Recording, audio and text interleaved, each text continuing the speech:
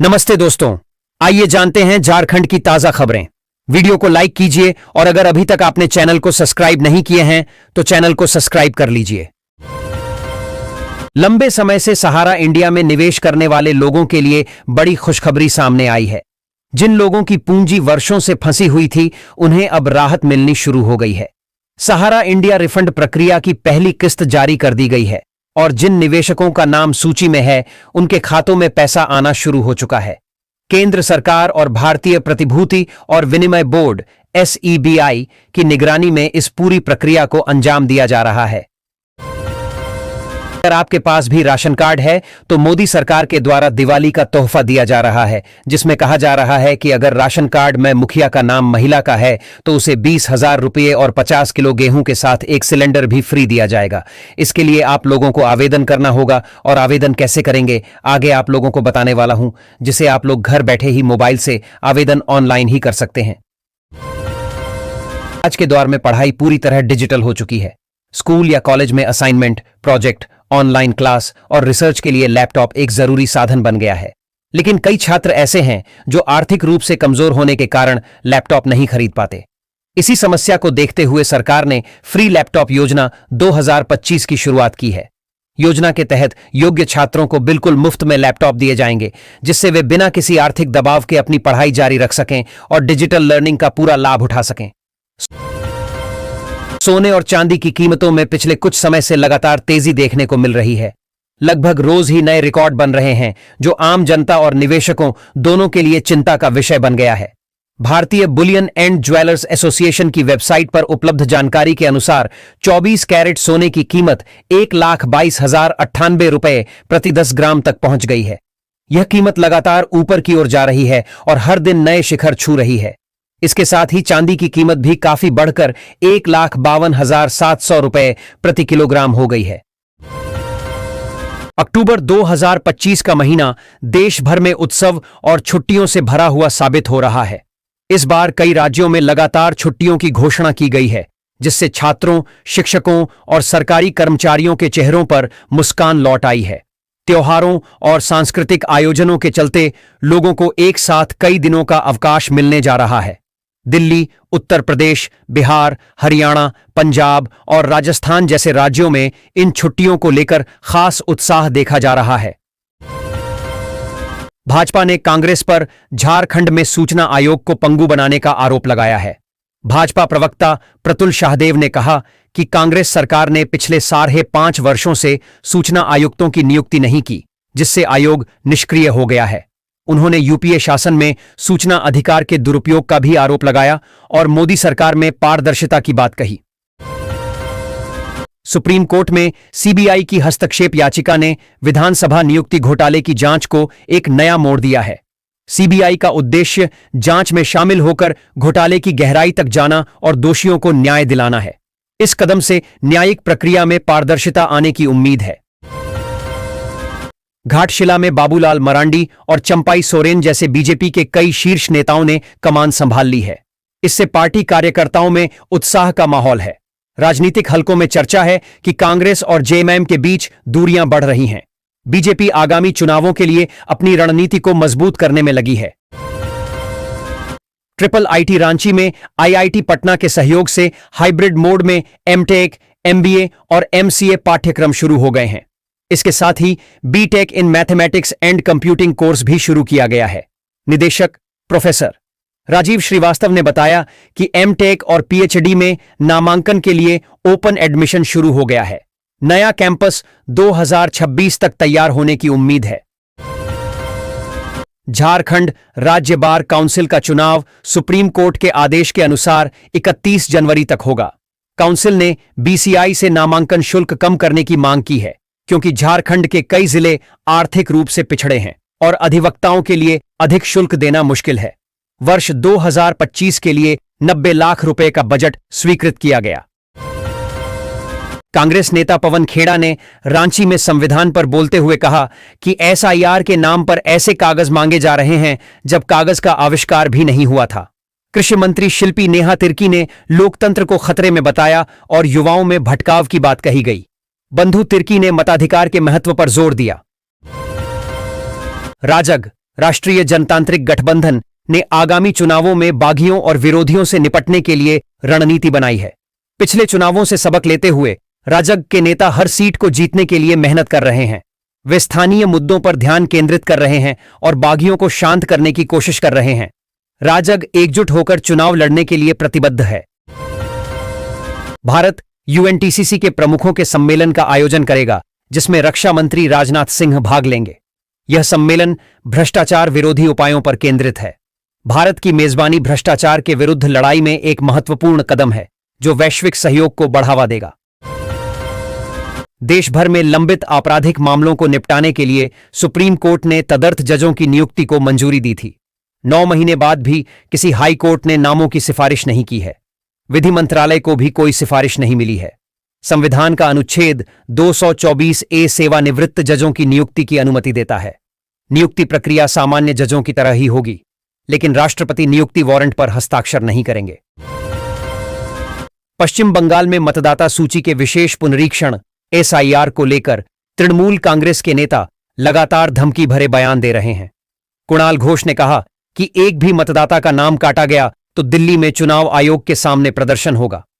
पार्थ भौमिक ने हिंसा की चेतावनी दी और ममता बनर्जी ने CEO को धमकाया। भाजपा ने अपने नेताओं को बयानबाजी से बचने की सलाह दी है। भोजपुरी अभिनेता पवन सिंह की पत्नी ज्योति सिंह बिहार विधानसभा चुनाव लड़ने की तैयारी कर रही हैं। उनके पिता रामबाबू सिंह ने कहा कि अगर पवन सिंह उन्हें अपनाते हैं तो वह चुनाव नहीं लड़ेंगी। ज्योति की पसंद काराकाट सीट है। यह घोषणा उनके वैवाहिक विवाद के बीच आई है। उन्होंने प्रशांत किशोर से भी मुलाकात की है। ज्योति ने करवा चौथ पर पति की लंबी उम्र की कामना की। 8 साल 6 माह बाद घर लौटे जरिया के पूर्व विधायक संजीव सिंह की वापसी पर आयोजित स्वागत कार्यक्रम राजनीति से परे समर्थकों और अपनों के साथ भावनात्मक पुनर्मिलन का प्रतीक बना। इस दौरान कोई औपचारिक भाषण या राजनीतिक संदेश नहीं दिया गया। पारिवारिक एकजुटता और समर्थकों के स्नेह से भरा यह आयोजन धनबाद की सामाजिक और राजनीतिक हलके में नई हलचल छोड़ गया। सिंह मैंशन में रविवार को आयोजित कार्यक्रम किसी उत्सव से कम नहीं था। शहर के हर कोने में उनके स्वागत की चर्चा थी। इंटरनेशनल शोतोकान कराटे क्योकाई की ओर से आयोजित 10वीं all India Bushikan cup karate championship शनिवार देर रात को कोयला नगर धनबाद स्थित नेहरू कॉम्प्लेक्स में संपन्न हुआ। सभी वर्गों में झारखंड टीम ने सर्वाधिक पदक के साथ ओवरऑल चैंपियनशिप ट्रॉफी पर अपना कब्जा जमाया, जबकि पश्चिम बंगाल दूसरे और उत्तर प्रदेश की टीम तीसरे स्थान पर रही। 2 दिवसीय कराटे चैंपियनशिप में दूसरे दिन 5 से 13 वर्ष तक के बालक व बालिकाओं की कुमिते और काता की स्पर्धाएं हुईं। मोरहाबादी मैदान में रविवार सुबह का नजारा कुछ अलग ही था। देशभक्ति के नारों और उमंग से भरे युवाओं की टोलियां तिरंगे और स्वदेशी संदेशों वाले बैनरों के साथ दौड़ती नजर आईं। मौका था स्वदेशी मैराथन का। थीम था स्वदेशी अपनाओ, आत्मनिर्भर भारत बनाओ। मैराथन का उद्घाटन राज्यपाल संतोष कुमार गंगवार ने किया। उन्होंने युवाओं से वोकल फॉर लोकल अभियान को अपनाने और दैनिक जीवन में स्वदेशी वस्तुओं का उपयोग करने के लिए प्रेरित किया।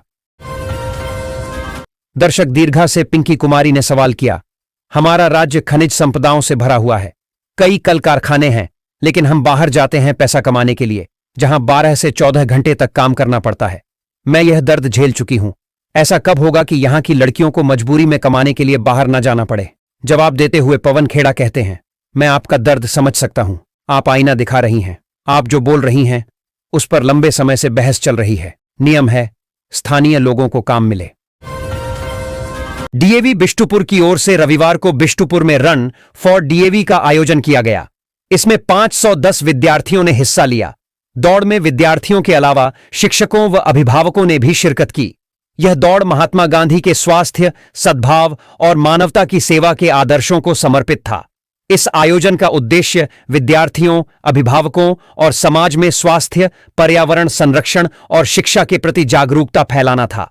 विद्यालय की प्राचार्या प्रज्ञा सिंह ने हरी झंडी दिखाकर दौड़ की शुरुआत की। 2 किलोमीटर के इस दौड़ के बालक वर्ग में हर्ष झा व बालिका वर्ग में ऋषिका विजेता बनी। विजेताओं को पुरस्कृत किया गया। भारतीय राष्ट्रीय भुगतान निगम एनपीसीआई 31 दिसंबर 2025 से यूपीआई में एक नया फीचर लागू कर रहा है। इस फीचर के जरिए यूजर्स किसी भी यूपीआई ऐप जैसे गूगल पे, फोनपे या पेटीएम से अपने सभी पेमेंट्स और ऑटो पेमेंट्स देख और मैनेज कर सकेंगे। पहले अगर कोई यूजर अलग अलग ऐप्स पर पेमेंट सेटअप करता था तो उसे हर ऐप को चेक करना पड़ता था। हालांकि नए फीचर के साथ सभी पेमेंट्स को एक ही ऐप से कंट्रोल किया जा सकेगा और ऑटो पेमेंट्स को एक ऐप से दूसरे ऐप में ट्रांसफर करना भी संभव होगा।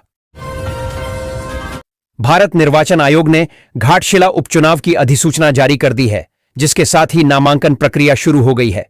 21 अक्टूबर तक नामांकन दाखिल किए जा सकते हैं और 11 नवंबर को मतदान होगा। मतगणना 14 नवंबर को होगी। शिक्षा मंत्री रामदास सोरेन के निधन के कारण यह सीट खाली हुई है। धनबाद में मौसम का अनोखा रूप देखने को मिल रहा है। सुबह नवंबर जैसी ठंड, दोपहर में अप्रैल जैसी गर्मी और रातें फरवरी जैसी लग रही हैं। मानसून के जाने के बाद गुलाबी ठंड ने दस्तक दे दी है, जिससे मौसम में बदलाव महसूस हो रहा है। धनतेरस पर बाजारों में रौनक है। हालांकि सोने चांदी के दाम बढ़े हैं, पर खरीदारी जोरों पर है। लाइट वेट ज्वेलरी की डिमांड ज्यादा है। लोग सिक्के, मूर्तियां और आभूषण खरीद रहे हैं। पुराने सोने पर एक्सचेंज ऑफर मिल रहा है। दुकानदारों का कहना है कि कीमतें और बढ़ेंगी, इसलिए अभी खरीदना फायदे का सौदा है। ग्राहक लाइट वेट ज्वेलरी को पसंद कर रहे हैं क्योंकि यह बजट में है। सोना चांदी आज भी भारतीयों के दिल के करीब है। धनबाद में कुर्मी जाति को एसटी सूची में शामिल करने के विरोध में आदिवासी जन आक्रोश महारैली निकाली गई। आदिवासी समाज के लोगों ने पारंपरिक हथियारों के साथ प्रदर्शन किया और कुर्मी जाति को एसटी में शामिल करने का विरोध किया। आदिवासी नेताओं ने कहा कि यह आदिवासियों के अधिकारों को छीनने जैसा है और अगर सरकार ने कुर्मी को एसटी का दर्जा दिया तो बड़ा आंदोलन होगा। रैली के कारण शहर में जाम लग गया। झारखंड की घाटशिला विधानसभा सीट पर उपचुनाव के लिए नामांकन प्रक्रिया सोमवार को राजपत्र अधिसूचना जारी होने के साथ शुरू हो गई। सत्तारूढ़ दल झारखंड मुक्ति मोर्चा झामुमो और विपक्षी दल भारतीय जनता पार्टी बीजेपी उपचुनाव के लिए तैयारी कर रहे हैं। इस सप्ताह वे अपने उम्मीदवारों के नामों की घोषणा कर सकते हैं। रामदास सोरेन ने 2024 में पूर्व मुख्यमंत्री चंपई सोरेन के पुत्र बीजेपी के बाबूलाल सोरेन को हराकर तीसरी बार यह सीट जीती थी। रामदास ने पहली बार 2009 में यह सीट जीती थी। प्रखंड कार्यालय सभागार में प्रखंड प्रमुख पद्मनी देवी की अध्यक्षता में पंचायत समिति सदस्यों की बैठक हुई। बैठक में बीडीओ ने विभागवार विभागीय कार्यों की समीक्षा करते हुए पिछले पंचायत समिति की बैठक में विभिन्न पंचायत समिति सदस्यों व अन्य लोगों द्वारा उठाए गए विभिन्न समस्याओं पर अब तक हुई प्रगति के बारे में समीक्षा की गई। समीक्षा के दौरान पाया गया कि पेयजल विभाग के द्वारा कुछ चापाकल का अब तक मरम्मत नहीं किया गया है। बीडीओ ने पेयजल विभाग के कर्मचारियों निर्देश देते हुए कहा कि अविलंब चापाकल मरम्मत करते हुए कार्यालय को प्रतिवेदन से अवगत कराए। आज के समय में शिक्षा पूरी तरह डिजिटल होती जा रही है, लेकिन हर छात्र के पास ऑनलाइन पढ़ाई के लिए जरूरी स्मार्टफोन नहीं होता है। ऐसे में सरकार ने छात्रों की पढ़ाई में रुकावट न आए, इसके लिए फ्री मोबाइल योजना की शुरुआत की है। इस योजना के तहत योग्य छात्र छात्राओं को बिल्कुल मुफ्त में स्मार्टफोन दिए जाएंगे ताकि वे डिजिटल शिक्षा से जुड़ सकें और प्रतियोगी परीक्षाओं की तैयारी आसानी से कर सकें।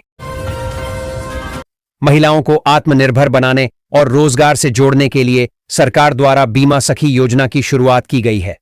इस योजना के तहत देश भर की पात्र महिलाओं को प्रतिमाह 7,000 रुपये तक की आर्थिक सहायता दी जाएगी। इसके साथ ही उन्हें बीमा क्षेत्र से जुड़ी ट्रेनिंग और डिजिटल कार्यों की जानकारी दी जाएगी ताकि वे अपने जीवन में आर्थिक रूप से मजबूत बन सकें। भारतीय रेल ने गया सरमाटान डीएच के बीच वंदे भारत एक्सप्रेस का 160 किलोमीटर प्रति घंटा की रफ्तार से सफल ट्रायल किया। कवच प्रणाली से युक्त इस परीक्षण में इटली की तकनीकी टीम भी शामिल हुई और संतुष्ट दिखी। इस सफलता से दिल्ली हावड़ा रूट पर ट्रेनों की गति बढ़ाने की योजना है, जिससे यात्रियों को सुरक्षित और तेज सफर का अनुभव मिलेगा। उच्च न्यायालय ने डीएमएफटी में 11 अरब रुपए के घोटाले पर सरकार से जवाब मांगा है।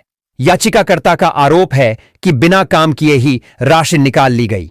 कोर्ट ने सरकार को नोटिस जारी कर घोटाले के आरोपों पर स्पष्टीकरण देने को कहा है और पूछा है कि इस मामले में क्या कार्रवाई की गई है। भाजपा ने घाटशिला उपचुनाव के लिए 40 स्टार प्रचारकों की सूची जारी की है। इस सूची में बाबूलाल मरांडी, अर्जुन मुंडा और रघुवर दास जैसे दिग्गज नेताओं को शामिल किया गया है।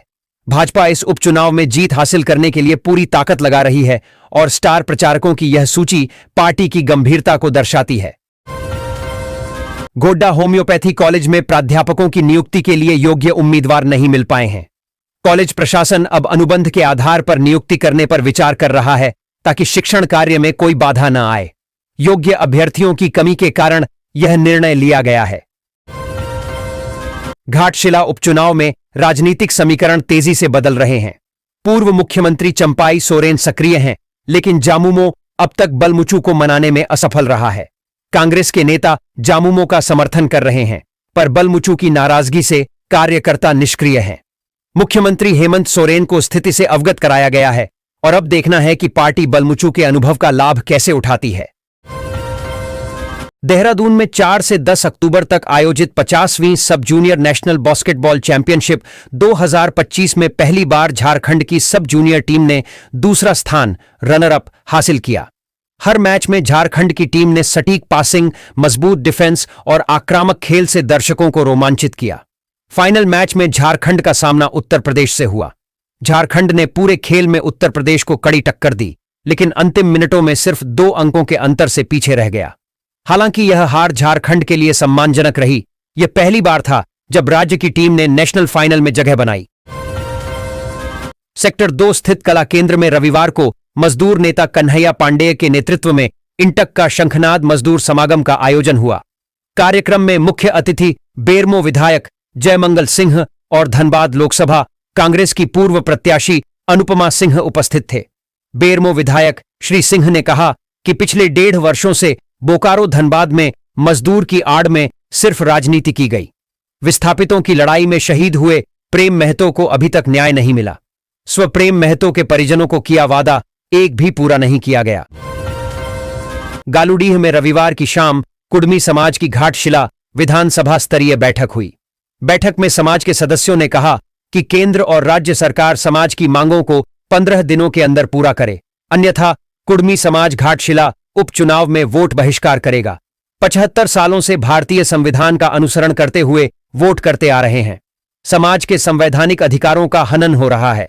अब तक किसी भी सरकार ने कुडमी समाज की मांगों पर सकारात्मक पहल नहीं की।